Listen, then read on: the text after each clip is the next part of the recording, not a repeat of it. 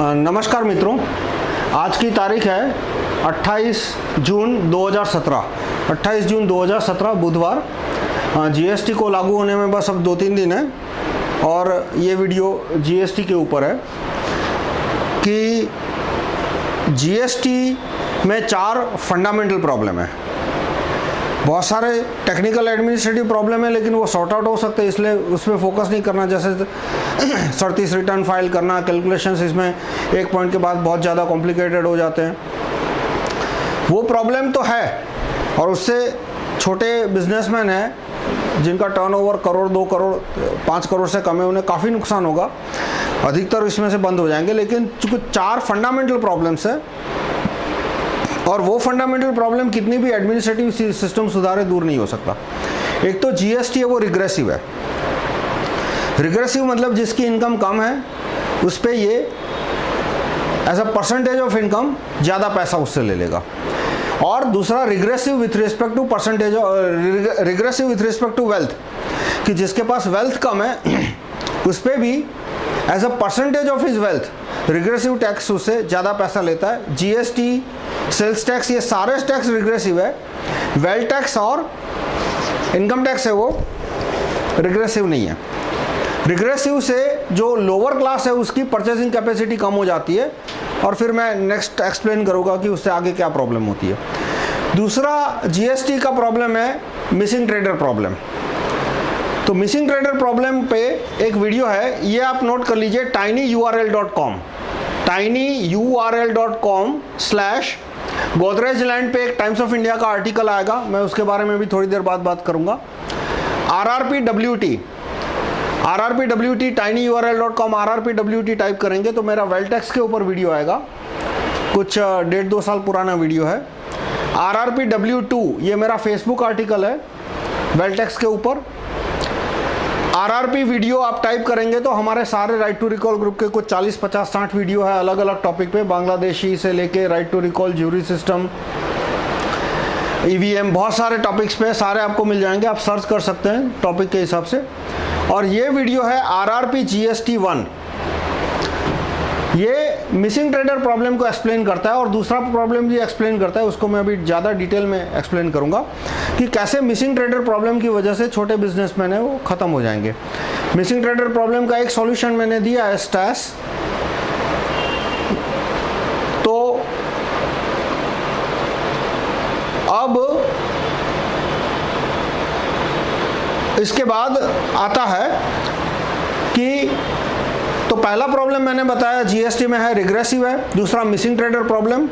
तीसरा प्रॉब्लम जिस पे ये वीडियो है वो है DTSTP, double taxation on small trader.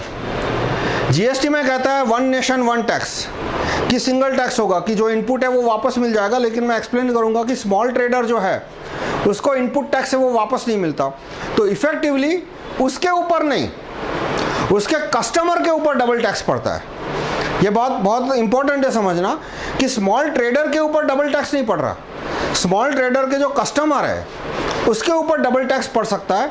तो भाई उसमें नुकसान क्या है? और यहीं पे तो सारे ट्रेडर फंस गए और मर गए। अधिकतर ट्रेडर ये सोचते रहे कि भाई मेरे पे तो 1% ही एक्स्ट्रा टैक्स आएगा, मेरा टर्नओवर 20 लाख से नीचे है, मुझ पे कहाँ जीएसटी अप्लाई होगा।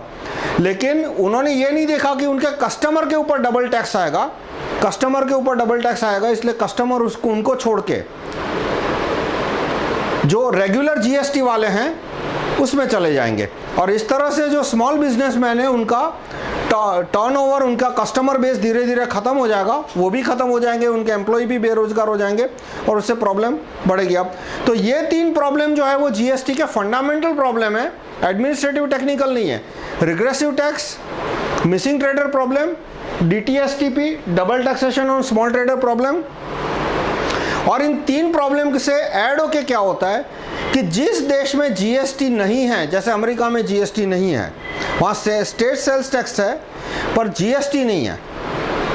तो जहाँ पे जीएसटी नहीं है वहाँ पे लोअर क्लास और छोटे बिजनेसमैन की एफिशिएंसी ज़्यादा होगी कंपेयर टू इंडिया। ये एक फैक्टर है, और भी फैक्टर है जैसे right to recall, jury system, ये भी छोटे लोगों की एफिशिएंसी को बढ़ाते हैं या छोटे लोगों की इनएफिशिएंसी को कम करते हैं। तो जीएसटी एक और फैक्टर आ जाएगा एक्साइज मतलब इसमें कि जिसकी वजह से जो छोटे बिजनेसमैन हैं भारत के, उनकी एफिशिएंसी अमेरिका के छोटे बिजनेसमैन के मुकाबले कम रहेगी और उसकी वजह से अमेरिका की ओवरऑल इकोनॉमी है उसकी एफिशिएंसी ज़्यादा रहेगी, मैन्युफैक्चरिंग ज़्यादा रहेगा, वेपन मैन्युफैक्चरिंग ज़्यादा रहेगा, वो कंट्री का यूएस का डोमिनेशन इंडिया पे बढ़ता जाएगा। तो ये जो जीएसटी की चौथी प्रॉब्लम है वो पहली 3 प्रॉब्लम का समेशन है, फाइनल इफेक्ट है कि भाई ये 3 प्रॉब्लम की असर क्या होगी वो। तो पहले तो ये सारा जीएसटी एक्साइज शुरुआत कहाँ से हुआ, तो उसके लिए मैं आपको रिक्वेस्ट करूंगा कि आप tinyurl.com गोदरेज लैंड टाइप कीजिए तो टाइम्स ऑफ इंडिया का एक आर्टिकल आएगा। ये टाइम्स ऑफ इंडिया के आर्टिकल से मैंने लिया है कि गोदरेज के पास बॉम्बे में 3400 एकड़ ज़मीन है। ये एफी दिनशा ट्रस्ट है कोई, उसके पास 680 एकड़ ज़मीन है। ये सब एकड़ में है। तो गोदरेज के पास ज़मीन मीटर में कितनी हुई, 3401 एकड़ यानी 1 करोड़ 36 लाख स्क्वायर मीटर, यानी 10 करोड़ स्क्वायर फीट से ज़्यादा। आप स्क्वायर फीट में कन्वर्ट करना चाहते हो। देखिए मैं आपसे रिक्वेस्ट करूंगा कि एक कैलकुलेटर साथ में रखिए, कागज पेंसिल और कैलकुलेटर। आपको यदि सचमुच देश के पॉलिटिकल इकोनॉमिक प्रॉब्लम समझने हैं और यदि आप सोचते हैं कि बिना कैलकुलेटर हो सकता है तो या तो सुपर जीनियस है या तो मिसगाइडेड है। आप किसी भी कांग्रेस बीजेपी आरएसएस के कार्यकर्ता पे जाओगे तो वो आपको कैलकुलेटर हाथ में लेने को नहीं कहेगा। मैं आपसे रिक्वेस्ट करता हूं कि जितनी हो सके कागज पेंसिल बॉल पेन और कैलकुलेटर हाथ में लीजिए ताकि आप गिनती कर सके। 1 एकड़ होता है 4000 मीटर, ये आप रट लीजिए, ये बहुत इंपॉर्टेंट है। अपनी मैं कहूंगा कि 8 से ज़्यादा इंपॉर्टेंट ये नंबर है कि 1 एकड़ बराबर 4000 मीटर, तो 3400 एकड़ बराबर 1 करोड़ 36 लाख स्क्वायर मीटर यानी, और 1 स्क्वायर मीटर यानी 10 स्क्वायर फीट। इससे को 10 से मल्टीप्लाई करोगे तो आ जाएगा करीब 10 करोड़ 13 करोड़ स्क्वायर फीट जितना। अब 1 स्क्वायर मीटर का दाम बॉम्बे में 2 लाख रुपया, ये एकदम फ्लोर प्राइस हुआ, फेंक देने का प्राइस हुआ। मतलब 4 लाख 5 लाख से ज़्यादा होगा। खास करके यदि इतना बड़ा प्लॉट है तो कोई आदमी पूरी टाउनशिप बना सकता है जिसमें फ्लैट होंगे, रेसिडेंशियल कॉम्प्लेक्स होगा, मॉल होगी, थिएटर होंगे, हॉस्पिटल होगा, स्कूल होगा, सब कुछ होगा। तो हेलीपैड भी बना सकते हैं वहाँ पे छोटा मोटा। तो ऐसे इतने बड़े प्लॉट का दाम तो 4-5-6 लाख रुपया स्क्वायर मीटर के पे जाएगा। लेकिन यदि 2 लाख स्क्वायर मीटर भी मान ले तो ये 1 करोड़ 36 लाख हुआ, करीब करीब 2,32,000 करोड़। प्लीज़ ये अंडरस्टैंड कीजिए, ये 2 करोड़ 5 करोड़ नहीं है, 2 करोड़ 72 करोड़ नहीं है, 2,72,000 करोड़। इसको आप फ्लैट में कन्वर्ट करने जाओगे तो ये 10 लाख से ज़्यादा 2 BHK फ्लैट यहाँ पे बन सकते हैं इस एरिया में। और ये 5-7 लोग हैं, इनकी लैंड का टोटल किया जाए तो है 6400 एकड़। आप ये सारे नंबर है टाइम्स ऑफ इंडिया से लिए मैंने, यानी 25 स्क्वायर किलोमीटर। और पूरे बॉम्बे का हैबिटेबल एरिया कितना है, 140 स्क्वायर किलोमीटर। तो 140 स्क्वायर किलोमीटर पूरे बॉम्बे का फ्लैट, कॉमर्शियल सेंटर सब कुछ आ गया, सड़क नहीं आई, यह हैबिटेबल एरिया हुआ। और उसमें से 25 स्क्वायर किलोमीटर इनका एरिया है, यानी करीब करीब 1/6 या 1/7 मान लो, थोड़ा बहुत एरिया इनको सड़क बनाने में वगैरह में जाएगा।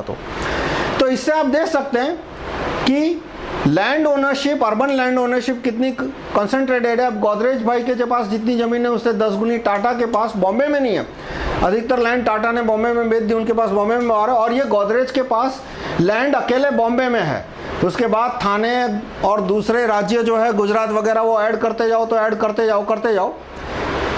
अब इस पे एक तो अब क्वेश्चन आता है, और मिशनरी के पास गोदरेज से भी 10 गुनी, अरे इन सबको मिला दो प्लस टाटा को ऐड करो तो उनसे 10 गुनी ज़्यादा लैंड मिशनरियों के पास है। तो अब इशू ये है कि ये पूरा वीडियो जीएसटी के ऊपर है, तो मैं लैंड के बारे में आपको क्यों बता रहा हूँ, इसलिए क्योंकि इस लैंड पे यदि 1% 2% भी वेल टैक्स होता तो वेल टैक्स आता 2700 करोड़। और ये अकेले एक गोदरेज की बात कर रहा हूं 3000 एकड़, इन सबका जोड़ कर लो तो वेल्थ टैक्स हो जाएगा कुछ 6000 करोड़ के आसपास,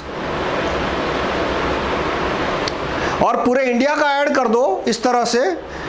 तो यदि 1950 में वेल्थ टैक्स डाला होता 1950-51 में, तो एक्साइज है, सेल्स टैक्स है, वैट है, सीएसटी है और ये जो जीएसटी आ रहा है, उनमें से किसी भी टैक्स की जरूरत ही नहीं पड़ती। स्ट्रीमलाइन इनकम टैक्स, स्ट्रीमलाइन यानी फालतू के एग्जाम्पशन, करप्ट एग्जाम्पशन, फालतू के एग्जाम्पशन नहीं, वो बंद किए जाए। जैसे मॉरिशस ट्रीटी है कि मॉरिशस की बैंक भारत में पैसा कमाती है तो उस पर इनकम टैक्स कितना लगता है, सिर्फ 7.5%, 0% या 7.5%। जबकि भारत का कोई भी नागरिक पैसा कमाता है कंपनी के थ्रू, तो उस पर इफेक्टिव इनकम टैक्स कितना लगता है, 40% तक पहुंच जाएगा, क्योंकि कंपनी इनकम टैक्स लगेगा कुछ 35% के आसपास, और फिर थोड़ा बहुत पैसा तो अपने घर ले जाएगा डिविडेंड के स्वरूप में, तब वहाँ पे डिविडेंड टैक्स लगेगा, सब मिला के इफेक्टिव टैक्स उसको पड़ता है 40%। फिर SEZ का एग्जाम्पशन, इस तरह से बहुत सारे एग्जाम्पशन है इनकम टैक्स के, वो एग्जाम्पशन खत्म कर दिए होते और 1-2% का वेल्थ टैक्स डाला होता, वो मैंने इस वीडियो में एक्सप्लेन किया है RRPWT में। तो ये किसी भी तरह के indirect tax, excise, sales tax, VAT, CST और ये GST, इसकी ज़रूरत नहीं पड़ती। तो पूरा GST क्यों आ रहा है, क्योंकि जो बड़े नेता है सारी पार्टियों के, उनके इन लोगों के साथ बड़े पैमाने पे डेंस साठ-गांठ है, इनकी साठ-गांठ है, इसलिए वो इन पे वेल्थ टैक्स नहीं डालना चाहते इनकी लैंड पे, और इसलिए सारा एक्साइज GST ये झमेला आ रहा है। अब GST से छोटे बिजनेसमैन कैसे खत्म होंगे, तो मैंने एक मिसिंग ट्रेडर प्रॉब्लम एक्सप्लेन किया है, वो RRP GST 1 में। मिसिंग ट्रेडर प्रॉब्लम क्या कहता है कि यदि मान लो मैंने आपको 10,000 रुपये की कोई वस्तु बेची जिस पे GST है 2,000, तो मैं आपसे 12,000 का चेक लूँगा या 12,000 कैश लूँगा और आपको मैं बिल देता हूँ जिसमें मैंने लिखा है 10,000 वस्तु की कीमत और 2,000 GST। आपने डिसाइड किया कि वो वस्तु आपको 10,500 में बेचनी है, तो आप अपने कस्टमर से 2,100 रुपया GST लोगे और बाद में 100 रुपया सरकार में जमा करना है, क्योंकि 2,000 GST आपने मुझे चुका दिया। और यदि वो 2,000 GST मैंने गवर्नमेंट में चुकाए बिना मैं भाग गया, गायब हो गया, मर गया, कुछ भी हुआ, तो सरकार effectively for all practical purpose आपको वो 2,000 का इनपुट क्रेडिट नहीं देगी, यानी वो 2,000 आपको दोबारा भरना पड़ेगा फॉर ऑल प्रैक्टिकल पर्पस। अब आप यदि फाइनल कंज्यूमर हो तो आप पे अप्लाई नहीं होगा, आप यदि छोटे ट्रेडर हो 20 लाख से कम तो अप्लाई नहीं होगा, लेकिन 20 लाख का ट्रेडर है वो दूसरे प्रॉब्लम की वजह से मारा जाएगा। लेकिन यदि आप बीच के रेगुलर वैट वाले GST वाले हो तो उस पर ये मिसिंग ट्रेडर प्रॉब्लम आपको होगा, इफेक्टिवली आपको 2,000 दोबारा भरना पड़ेगा। तो इससे आप तो बोल सकते हो कि भाई मैं अच्छे आदमियों से ही डील करूंगा और बच जाऊंगा, लेकिन प्रॉब्लम ऐसा नहीं है। मान लो 100 ये बड़े व्यापारी इस तरह की धांधली करेंगे नहीं, क्योंकि वो अपने सारा संपत्ति बेच के रातों रात गायब नहीं हो सकते, और उनको धांधली करनी हो तो उनके पास अच्छे ऑप्शन है कि बैंक से पैसा लो और वापस मत करो। जो विजय माल्या है 9,000 करोड़, वो तो बहुत छोटा आदमी है, बहुत ही छोटा आदमी है। 1 लाख करोड़ वाले 2 आदमी हैं भारत में, और 1 लाख करोड़ और 50,000 करोड़ के बीच में 6 और है। विजय माल्या का नंबर टॉप 30 में भी नहीं आता। तो एक ये तरीका है। दूसरा, सरकार उनको थोक के भाव लैंड मुफ्त में देती है। जैसे ये सारी लैंड है वो अंग्रेजों ने दी थी। अंग्रेजों ने क्यों दी थी? क्योंकि इन लोगों ने अंग्रेजों की बहुत सेवा की थी। मतलब इन लोगों का जो खबरियों का नेटवर्क था वो अंग्रेज की पुलिस के खबरियों के नेटवर्क से ज़्यादा बड़ा खबरी का नेटवर्क था। खैर वो एक अलग टॉपिक हो जाएगा पूरा। तो उनको सरकार एकदम मुफ्त के दाम पे लैंड देती है भ्रष्टाचार की वजह से। ऐसा नहीं है कि वो कोई बहुत बड़ा काम करते हैं। और इसलिए बैंक से पैसा लेना, वापस न देना और सस्ते में जमीन मिलनी, उससे उनको इतना फायदा हो जाता है कि वो मिसिंग ट्रेडर फ्रॉड करने नहीं वाले। अब छोटे व्यापारी है, उसमें मिसिंग ट्रेडर फ्रॉड या आदमी मर जाए और वो भर ना पाए, पूरा अकाउंटिंग उसका तितर बितर हो जाए, वो भी एक प्रॉब्लम, जेन्युइन रीजन से भी हो सकता है। तो होगा क्या कि मैंने, मान लो मैं 100 छोटे व्यापारी है, उनमें से मैं एक हूँ, और मैंने अहमदाबाद में 200-500 लोगों को इस तरह से चूना लगाया, उनको टोपी पहनाई कि मैंने उनको माल दिया 5-10% डिस्काउंट में, वो खुश हो गया और उन्होंने मुझे 20% वैट जो दिया, जीएसटी तो दिया, वो मैंने भरा नहीं। तो दूसरे दिन वो लोग सारे छोटे व्यापारियों पे विश्वास करना बंद कर देंगे और इस तरह से जो छोटे व्यापारी है उनके सारे कस्टमर एक के बाद एक बड़े व्यापारी की तरफ मुड़ जाएंगे और मिसिंग ट्रेडर प्रॉब्लम उन्हें खत्म कर देगा। अब ये डबल टैक्सेशन का प्रॉब्लम स्टडी करते हैं जो इस वीडियो का मेन टॉपिक है। तो इसमें हम एक ट्रांजैक्शन चेन देखते हैं जिसमें ओएम यानी ओरिजिनल मैन्युफैक्चरर, हम यहाँ पे उसको ओरिजिनल मान से, हो सकता है वो कहीं से माल लाया, वो इंपोर्ट किया हो, पर for our purpose we take him as original. Original से लार्ज को जाता है, लार्ज से सी को जाता है, सी से फाइनल को जाता है और फाइनल कहता है भाई मैं तो चीज़ यूज़ करने वाला हूँ, यानी मुझे जीएसटी क्रेडिट कितनी मिल रही है उससे फ़र्क नहीं पड़ता, लेकिन वो क्रेडिट काउंट कर लो तो भी आप देखोगे कि उस पर डबल मार पड़ रही है। केस बी, ओरिजिनल मैन्युफैक्चरर से स्मॉल ट्रेडर खरीदता है, स्मॉल ट्रेडर यानी कंपोजिट या अनरजिस्टर्ड, दो में से कोई भी, और वो सी को बेचता है और सी फाइनल को बेचता है। तो इसमें जीएसटी कितनी आएगी ये सब मैं कैलकुलेट करके आपको बताता हूँ। तो हम पहली चेन देखते हैं, original manufacturer to large to C to final. तो जब पहला ट्रांजैक्शन होगा ओरिजिनल मैन्युफैक्चरर टू लार्ज, तो हम दोनों केस में वस्तु की कीमत लेंगे 9,800 दोनों केस में, और एक सिंपल एजम्पशन लेके चलते हैं कि हर एक ट्रेडर एग्जैक्टली 200 रुपया प्रॉफिट ऐड कर रहा है।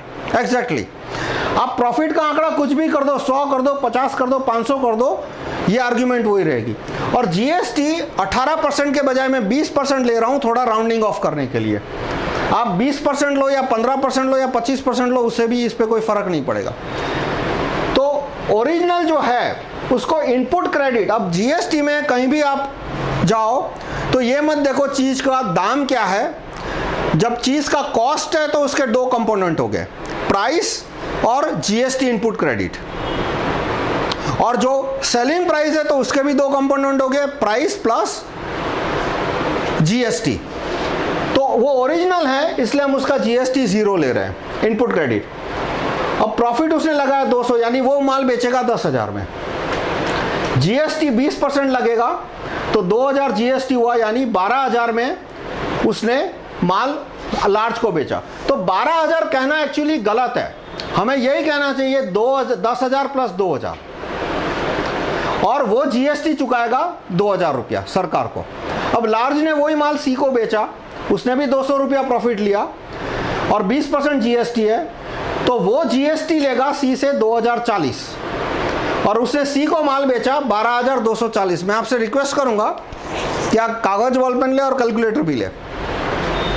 तो वो जीएसटी भरेगा सिर्फ 40, 2,040 क्यों नहीं, क्योंकि 2,040 में से 2,000 जो उसने जीएसटी भरा था वो उसका इनपुट क्रेडिट हो गया, वो इनपुट क्रेडिट हो गया, इसलिए 2,040 में से ये 2,000 सब्ट्रैक्ट हो जाएगा, उसने 40 भरा। अब सी ने फाइनल कस्टमर को बेचा, तो सी ने देखा कि भाई मेरी कॉस्ट थी 10,200 और मैंने जीएसटी भरा था 2,040, तो 200 रुपया प्रॉफिट लगाना है, वो उसको अपनी कॉस्ट पे लगाना है, तो वो फाइनल का बिल बनाएगा कि 10,400 में मैं तो आपको माल बेच रहा हूँ, 20% जीएसटी यानी 2,080 जीएसटी लूँगा, तो सी को माल पड़ा 12,480 में, और सरकार को कितना जीएसटी गया 2,040 यानी 2,080 जीएसटी, इसको 40।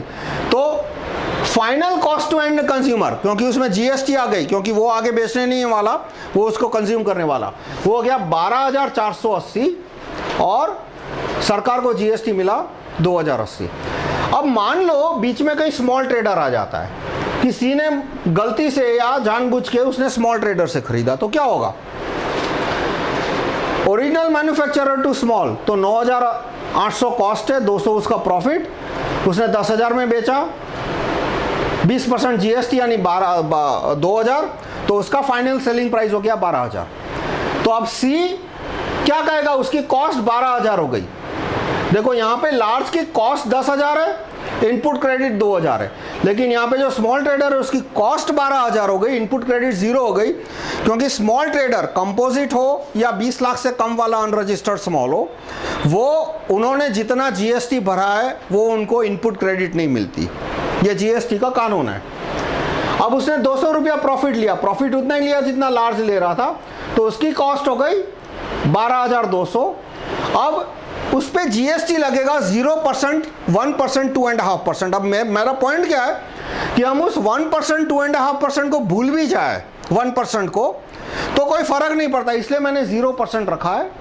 तो जीएसटी हम 0 मान ले तो उसने कहा वो सी को बेचेगा 12,200 में। अब यहाँ पे शुरू होता है कि सी कहेगा कि उसकी कॉस्ट है 12,200, उसने 200 रुपया प्रॉफिट लिया, उसकी selling price before GST, selling price before GST, GST जैसे ही आ गया तो आपको हमेशा सेलिंग प्राइस वर्ड अब भूल जाना है। अब सेलिंग प्राइस बिफोर जीएसटी या तो सेलिंग प्राइस इंक्लूडिंग जीएसटी। तो सेलिंग प्राइस बिफोर जीएसटी है वो 12,400, उसमें 20% जीएसटी यानी 2,480। तो सेलिंग प्राइस हो गई फाइनल की 14,880 और सरकार को जीएसटी जाएगा अब 2,480। तो यहाँ पे फाइनल सेलिंग प्राइस हो गई 14,880 और यहाँ पे कितनी थी 12,480। यानी जैसे ही एक स्मॉल ट्रेडर बीच में आ गया तो इफेक्टिव जीएसटी प्रैक्टिकली डबल हो गया। यहाँ पे 2,080 थी, 2,080 जीएसटी था, यहाँ पे नेट जीएसटी 4,480 हो गया। इसका मतलब यदि एक छोटा ट्रेडर भी सप्लाई चेन में आता है तो फाइनल कंज्यूमर की कॉस्ट जो है उसमें टैक्स का कंपोनेंट सीधा डबल हो जाता है। यानी यदि जीएसटी 20% है तो कॉस्ट सीधी 20% बढ़ जाएगी। यहां पे कॉस्ट थी 12,480, उसमें आप 20% ऐड कर दो तो करीब करीब 14,880 आ जाएगा। 2-3%, 1-2% इधर उधर।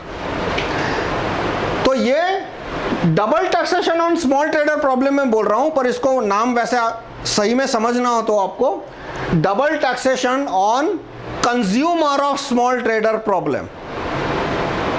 यानी जो स्मॉल ट्रेडर के कंज्यूमर है जीएसटी के कानून में उनके ऊपर डबल टैक्स आता है और ये ज्यादा भी आ सकता है। मान लो कोई ओरिजिनल मैन्युफैक्चरर है, आप ये एग्जांपल करके देखना, original manufacturer to A to B to C to D to E और सब लार्ज है, तो इसमें आप प्राइस क्या निकालना और फिर original manufacturer to small 1 to B to small 2 to D to E.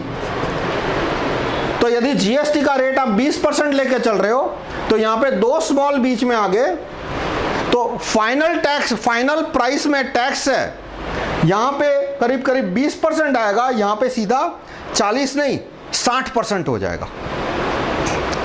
और यदि ये 2 स्मॉल कॉन्जिक्यूटिव है तो फर्क नहीं पड़ेगा, मतलब तो 40% टैक्स आएगा, मतलब पर नॉन कॉन्जिक्यूटिव हो गए, मतलब स्मॉल के बीच में वापस फिर एक लार्ज रेगुलर जीएसटी वाला है तो इफेक्टिव टैक्सेशन है वो 20% के बजाय 60% हो जाएगा।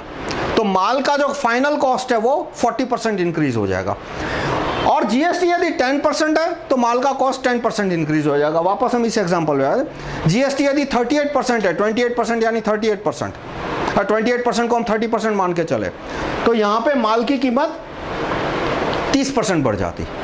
तो इससे एक तरह से कहो कि भाई स्मॉल ट्रेडर को क्या नुकसान है, नुकसान तो उसको कस्टमर के हुआ, पर ऐसा नहीं होता।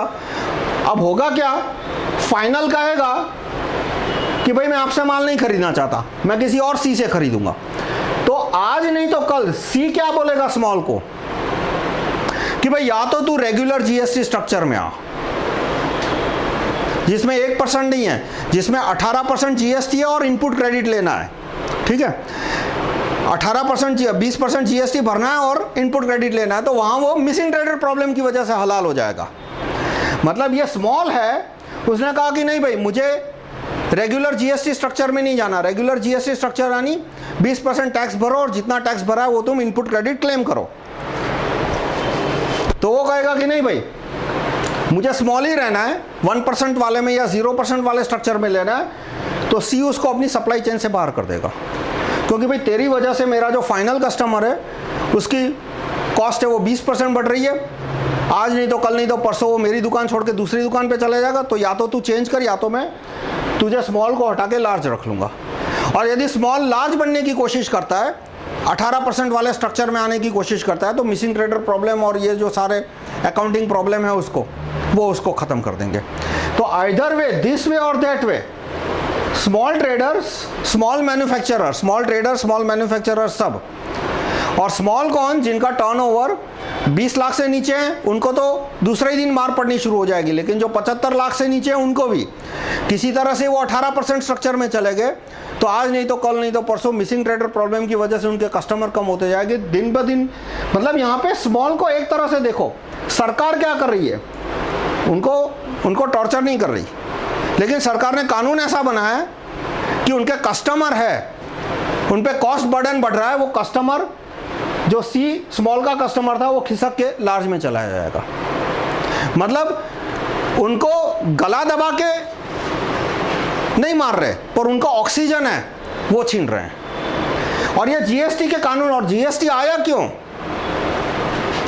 वेल्थ टैक्स नहीं लेना था, इसलिए वेल्थ टैक्स नहीं लेना था कि जिनके पास 2 लाख करोड़ की जमीन है, 5 लाख करोड़ की जमीन है, उन पे 5 रुपया भी टैक्स नहीं आना चाहिए। ये बड़े नेताओं की ख्वाहिश थी या उनकी इच्छा थी, और उसके लिए एक्साइज डाला, फिर सेल्स टैक्स आया, फिर सीएसटी आया, उसकी वजह से सारे मैन्युफैक्चरर की नींद हराम हो गई, सरकार को भी टैक्स बड़े पैमाने पे चोरी होती थी, और इसलिए फिर जीएसटी आया। इसलिए हमेशा आप देखो जो जीएसटी के समर्थक है वो क्या करेंगे, वो जीएसटी को कंपेयर करेंगे एक्साइज के साथ, वैट के साथ, सीएसटी के साथ, सर्विस टैक्स के साथ। भाई आप जीएसटी को वेल्थ टैक्स के साथ कंपेयर करो ना, वेल्थ टैक्स से क्यों कंपेयर नहीं करते? हमेशा जब वो बोलते हैं कि भाई जीएसटी की वजह से ट्रेडर मैन्युफैक्चरर की प्रॉब्लम कम हो जाएगी, जिसका 100-200 करोड़ का प्रॉब्लम है या 5 करोड़ का भी टर्नओवर है, उसकी प्रॉब्लम पहले दिन कम हो जाएगी, ये फैक्ट है। पहले दिन उनकी, क्योंकि अब वो इंटरस्टेट में चेक पोस्ट निकल गए, सी फॉर्म भरने थे वो निकल गए, वो सारा है।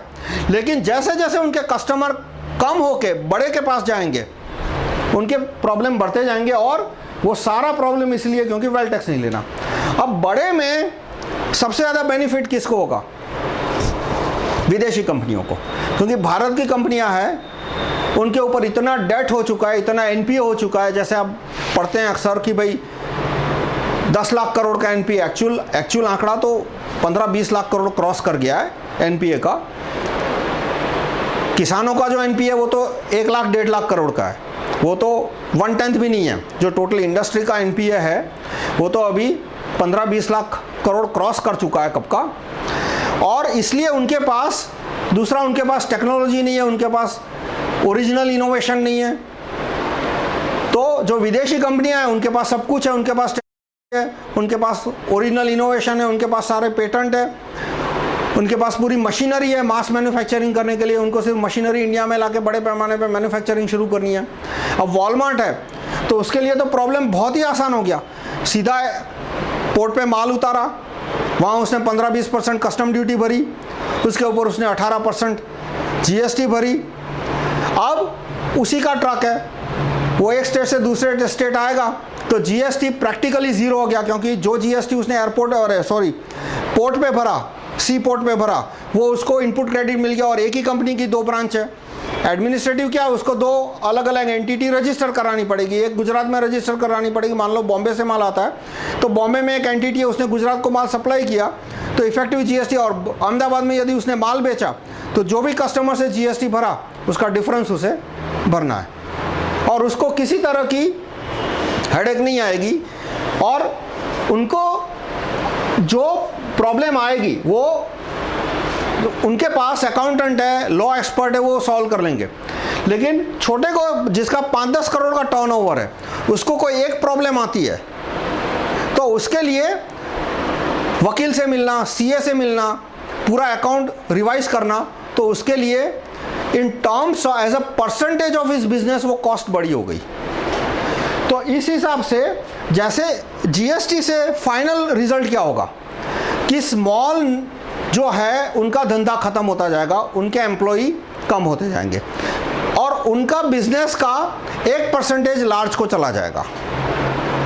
ओवरऑल इकोनॉमी श्रिंक होगी, लेकिन जो बुक्स के ऊपर इकोनॉमी है वो बढ़ेगी, क्योंकि जो स्मॉल है उनकी पूरी इकोनॉमी बुक्स पे नहीं है,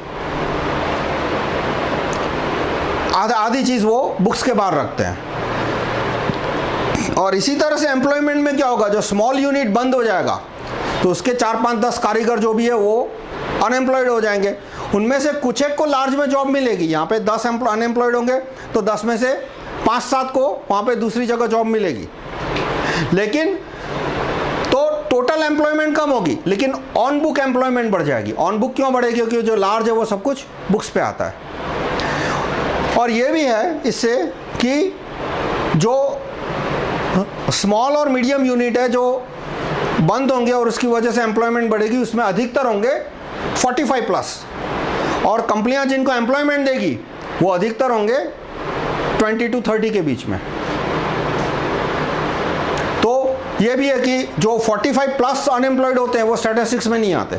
तो इस तरह से एक आंकड़ा भी आएगा कि भाई जीएसटी की वजह से जॉब्स है वो बढ़ गए। क्यों बढ़ गए, क्योंकि लार्ज कंपनी का कारोबार बढ़ गया तो उन्होंने ज़्यादा जॉब्स दी, पर साथ में स्मॉल का कारोबार जो कम होता जा रहा है वो सीधी तरह बुक में नहीं आएगा, पर ओवरऑल इकोनॉमी है वो श्रिंक होगी। अब कोई ये बोल सकता है कि भाई कुछ छोटे लोग मर रहे हैं तो ठीक है, मरने दो, उससे मतलब ऐसे क्या कंट्री तो टूट नहीं जाएगा। ये जो सेल्फिश एटीट्यूड थी उसी से जीएसटी घुसा। हम काफ़ी बार तक समझाते थे कि भाई जीएसटी रिग्रेसिव है, लेकिन व्यापारियों ने सोचा भाई छोटा आदमी मर रहा है ना, हमें क्या फ़र्क पड़ रहा है। फिर मिसिंग ट्रेडर प्रॉब्लम, तो 2 साल से ये वीडियो पड़ा है मिसिंग ट्रेडर प्रॉब्लम का। tinyurl.com tinyurl.com/RRPGST1, और सबने यही सोचा कि भाई आएगा तब देखा जाएगा। अब ये तीनों प्रॉब्लम जब ऐड होंगे, regressive tax, missing trader problem और DTSTP, double taxation on small trader, यानी double taxation on customer of small trader, तो उसकी वजह से भारत में जो स्मॉल और मीडियम बिजनेस मैन्युफैक्चरर है वो खत्म होते जाएंगे। अमेरिका में टिके रहेंगे क्योंकि अमेरिका में जीएसटी नहीं है। अब इकोनॉमी में जो स्मॉल और मीडियम है उसकी एफिशिएंसी लार्ज से ज़्यादा होती है, क्योंकि उसके अंडर जो 10-50 कारीगर काम कर रहे हैं वो डायरेक्ट उसके सुपरविजन में है। लार्ज में चेन आ गई, हमेशा ज़रूरी नहीं है, कुछ कुछ सॉफ्टवेयर कंपनी होती है जैसे माइक्रोसॉफ्ट है, तो वो लार्ज होने के बावजूद भी उसकी एफिशिएंसी बनी रही।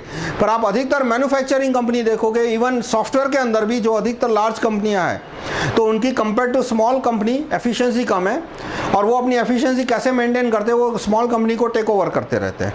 कि स्मॉल कंपनी है वो इनोवेशन करती है, वो मतलब कोई नया तरीका ढूंढती है। Sometimes innovation is a very small innovation, तो उसको थोड़ा बहुत पैसा मिल जाता है उस इनोवेशन का। कभी कभी बड़ा इनोवेशन करती है तो बड़ी कंपनी आके पूरी उसकी कंपनी खरीद लेती है। तो नंबर ऑफ, अब नई कंपनी भी आनी कम हो जाएगी। नई कंपनी मतलब रियल नई कंपनी। देखो, नई कंपनी में एक होती है जिसको वेंचर कैपिटल का फंडिंग होता है, वो अलग हो गया, वो तो सैटेलाइट ऑफ लार्ज कंपनी हो गई। वेंचर कैपिटलिस्ट एक लार्ज आदमी है, उसका एक स्टार्टअप है जिसमें 70% 80% फंडिंग वेंचर कैपिटल का है, तो वो तो सैटेलाइट ऑफ लार्ज कंपनी हो गया।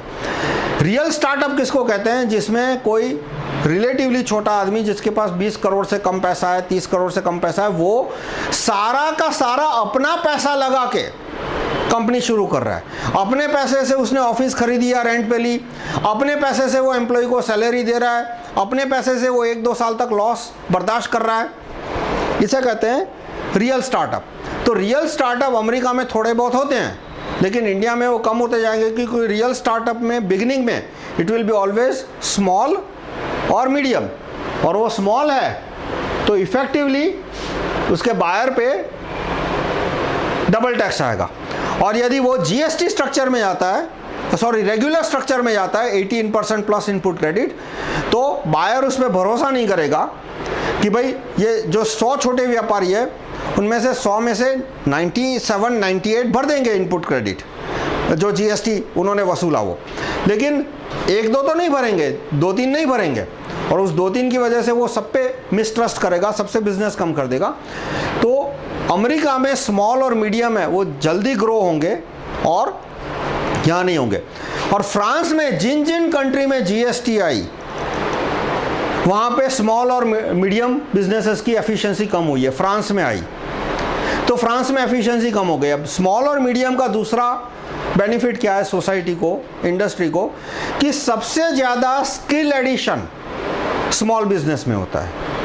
कि जैसे आईटीआई से लोग पास होते हैं, आईआईटी नहीं, आईटीआई से, तो कुछ नहीं आता उनको क्योंकि कॉलेज में कुछ सिखाते नहीं है। जो डिप्लोमा कॉलेज है वहाँ पे कील पे हथौड़ा मारना भी नहीं सिखाते, कोई प्रैक्टिकल एक्सपीरियंस नहीं होता उन्हें, इसलिए लार्ज कंपनी उनको रखती नहीं है कि भाई हमें तो एक्सपीरियंस आदमी चाहिए।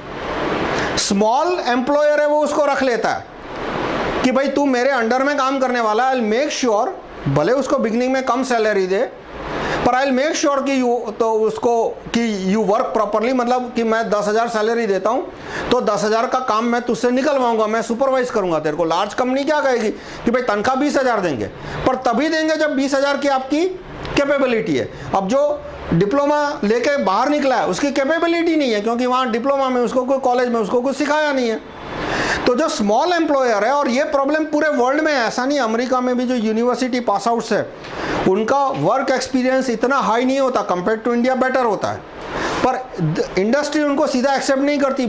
अधिकतर लोगों को पहली नौकरी स्मॉल कंपनी में ही करनी पड़ती है। स्मॉल कंपनी में एम्प्लॉयर उनको मतलब उनको थोड़ा हैवी हैंडेडली या तो उनको रफली ट्रीट करके भी, लेकिन जो काम निकलवाता है उससे उनमें स्किल एडिशन होती है। उनमें जो पास आउट से उनमें फ्रेशर है उनमें स्किल एडिशन होती है और फिर आगे जाके वो बड़ी कंपनी में ज़्यादा प्रोडक्टिवली काम करते हैं। तो सोसाइटी में मैक्सिमम जो स्किल एडिशन है, actual real skill addition, degree की बात नहीं कर रहा मैं, रियल वर्क एक्सपीरियंस का एडिशन, रियल स्किल का एडिशन, वो स्मॉल बिजनेस में, मीडियम बिजनेस में ज़्यादा होता है। और वो जैसे जैसे ख़त्म हो जाएंगे तो एक layer of skill art craftsman की शॉर्टेज हो जाएगी। और फ्रांस में वही हुआ। आप फ्रांस का डेमोग्राफी देखिए, वहाँ पे 12% अल्जीरियन है, अल्जीरियन और लीबियन और वो मतलब नॉर्दर्न अफ्रीकन कंट्रीज। अल्जीरिया के सबसे ज़्यादा है, फिर थोड़े बहुत लीबिया के, थोड़े बहुत इजिप्ट के भी है। तो 12% टोटल पॉपुलेशन का 12% इंपोर्टेड इमिग्रेंट है। क्यों लेना पड़ा? क्योंकि वहाँ जब 1955 में जीएसटी आया तो स्मॉल बिजनेस टूटने लगे, स्किल एडिशन कम करने लगा, इसलिए जितने भी उनको सेमी स्किल्ड लोग चाहिए थे, सेमी स्किल्ड यानी ईंट उठाने वाला है वो अनस्किल्ड है, लेकिन ईंट के ऊपर सीमेंट लगा के दूसरी ईंट रखने वाला वो थोड़ा सेमी स्किल्ड हो गया। तो सेमी स्किल्ड लेबर की धीरे धीरे शॉर्टेज बढ़ने लगी, इसलिए उन्होंने अल्जीरिया लीबिया से लेने लगा, बुलाने लगे। और यहाँ पे भी यही होगा कि जैसे जैसे जीएसटी आगे बढ़ेगा, स्मॉल मीडियम बिजनेस खत्म होते जाएंगे, सेमी स्किल्ड की शॉर्टेज खत्म हो जाएगी, और सेमी स्किल्ड में भी बड़े पैमाने पे बांग्लादेश है और ऐसे देशों से हमें इमिग्रेंट लेबर को इन्वाइट करना पड़ेगा। तो अमेरिका का डोमिनेशन बढ़ेगा, इमिग्रेशन, इलीगल इमिग्रेशन इसकी वजह से बढ़ेगा, लीगल इलीगल जो भी बोलो, बांग्लादेश या दूसरे देशों से, वो सब प्रॉब्लम ऐड होती जाएगी। ये सारे प्रॉब्लम में जो फंडामेंटल रीजन क्या है, 3 fundamental reason why GST is worse than wealth tax. देखो, जीएसटी वाले हमेशा जीएसटी को एक्साइज से कंपेयर करके अपने आप को विनर डिक्लेयर कर देंगे। आप जीएसटी को वेल्थ टैक्स से कंपेयर कीजिए। ये मेरा वेल्थ टैक्स वाला वीडियो है और ये मेरा वेल्थ टैक्स का फेसबुक पोस्ट है, tinyurl.com RRP वेल्थ टैक्स। तो compare to wealth tax why GST is worse, मतलब जीएसटी क्यों वेल्थ टैक्स के मुकाबले बहुत ही खराब है, क्योंकि जीएसटी में ये 3 फंडामेंटल प्रॉब्लम है। मिसिंग ट्रेडर प्रॉब्लम जो मैंने इस वीडियो में एक्सप्लेन की है, double taxation on small trader, ये 2 प्रॉब्लम की वजह से स्मॉल ट्रेडर खत्म होते जाते हैं और कंट्री में स्किल का, रियल वर्क एक्सपीरियंस का वैक्यूम खड़ा होता है, कंट्री की इकोनॉमी की एफिशिएंसी कम हो जाती है। कम मतलब विथ रिस्पेक्ट टू अमेरिका, क्योंकि अमेरिका में अभी जीएसटी नहीं है। और ये रिग्रेसिव है, रिग्रेसिव टैक्सेशन में नेक्स्ट वीडियो में एक्सप्लेन करूंगा। रिग्रेसिव इसलिए लोअर क्लास की परचेजिंग कैपेबिलिटी है वो ज़्यादा जल्दी ख़त्म होती है। तो अब सॉल्यूशन क्या है? सॉल्यूशन मैं प्रपोज करूंगा कि भाई कैंसल जीएसटी, आप ये ट्वीट भेजिए और आप मेरे फेसबुक प्रोफाइल पे जाएंगे, मेरा फेसबुक प्रोफाइल है fb.com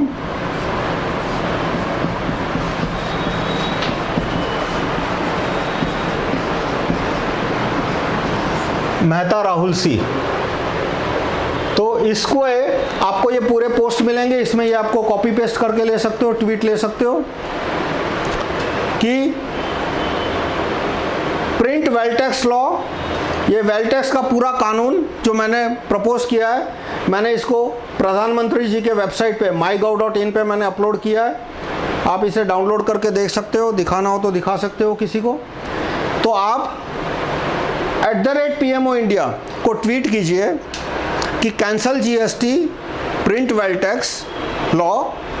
जितने ज़्यादा लोग ये ट्वीट भेजेंगे उतनी GST को कैंसिल होने की संभावना बढ़ती जाएगी, वेल्थ टैक्स आने की संभावना बढ़ती जाएगी। और ऐसा कुछ नहीं है कि GST के पीछे इतना हो हल्ला किया है तो इसको 20 साल तक झेलना है।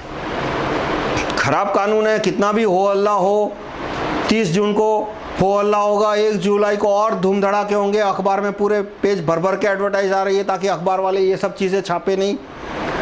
ये एक तरह की रिश्वत दी जा रही है अखबार वालों को। ये आप GST के जो फुल पेज एडवर्टाइजमेंट्स देख रहे हैं, उससे कोई ट्रेडर को समझ में नहीं आ रहा मुझे क्या करना है। उसको तो वैसे भी CA के पास जाना है, भाई अखबार में पूरा एडवर्टाइज देने की क्या ज़रूरत है। कोई एडवर्टाइजमेंट क्या मतलब, कोई एडवर्टाइजमेंट पढ़ के वो CA हो जाएगा? कोई एडवर्टाइजमेंट पढ़ के वो क्लियर हो जाएगा कि उसको क्या करना है? उसको वैसे भी चार्टर्ड अकाउंटेंट के पास जाना है, वैसे भी चार्टर्ड अकाउंटेंट है, तो पूरा पेज भर के एडवर्टाइज देने की ज़रूरत क्या है? वो अखबार वालों को एक तरह की पैसा दिया जा रहा है कि भाई आप GST के ये फंडामेंटल प्रॉब्लम है, इस पर चुप रहिए। तो मैं आपसे रिक्वेस्ट करूंगा कि आप जितने हो सके उतने ज़्यादा लोगों को ये double taxation on small trader problem के बारे में बताइए, उनको एक्सप्लेन कीजिए कि इससे स्मॉल मीडियम ट्रेडर ख़त्म हो जाएंगे। और वो ख़त्म हो जाएंगे तो उससे जो स्किल एडिशन है, actual skill addition in industry, वो भी कम हो जाएगा और कंट्री की इकोनॉमी की एफिशिएंसी है वो कम हो जाएगी। धन्यवाद।